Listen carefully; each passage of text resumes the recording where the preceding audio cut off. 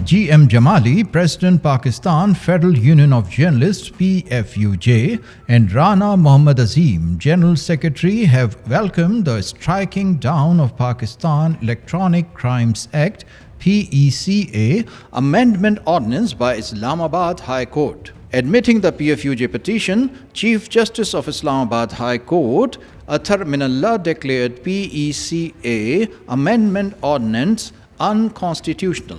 It is universally reckoned as PFUJ's landmark victory in its endeavor for the right to expression. It may be recalled that by means of PECA Amendment Ordinance, government had introduced laws to empower Federal Investigation Agency FIA to act independently, registering cases against journalists on charges of fake news and defamation of political leadership.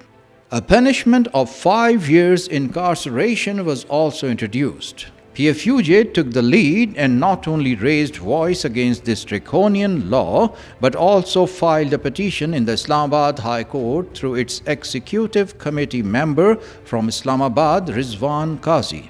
Adil Aziz Qazi, advocate, pleaded the case, while renowned journalist Hamid Mir was appointed to assist the court. Following the first hearings, some other organizations, including PBA, also filed petitions against the PECA amendment, which were clubbed with the PFUJ petition. Petitioners' lawyers, pleading that FIA had been abusing powers under the umbrella of PECA Amendment Ordinance, prayed the court to declare it unconstitutional. Islamabad High Court noted the criminalization of defamation, protection of individual reputations through arrest and imprisonment, and the resultant effect violates Constitution, and the invalidity thereof is beyond reasonable doubt.